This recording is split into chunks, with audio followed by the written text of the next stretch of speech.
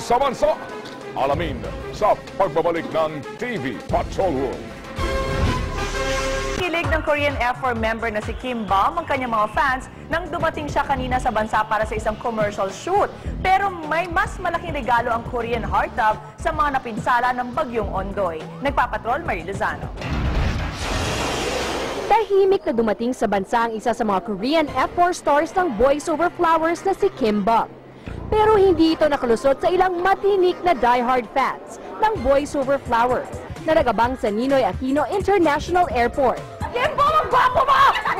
Naging paborito kasi si Kim Bum ng mga female fans dahil sa kanyang cute at boy next door look. Di naman makapaniwala si Kim Bum na umabot na rin hanggang Pilipinas ang Boys Over Flowers craze. Hindi man makapagsalita ng Ingles, ipinaabot niya ang pasasalamat sa kanyang mga fans.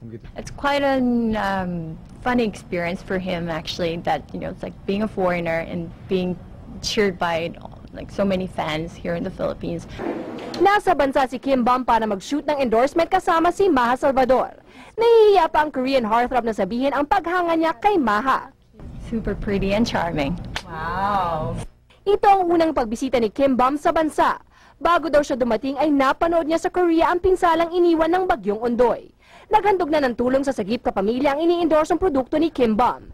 Pero naisin niyang mag-abot ng personal na mensahe. He feels very sorry for the people, more strength and power to those people. He believes that, you can get over it. Bukod sa kanyang bagong commercial, mapapanood pa si Kim Bum sa ilang kapamilya shows. At umaasa ang Korean heartthrob na muling makakasama ang kanyang mga fans. Marie Lozano, Patrol ng Pilipino.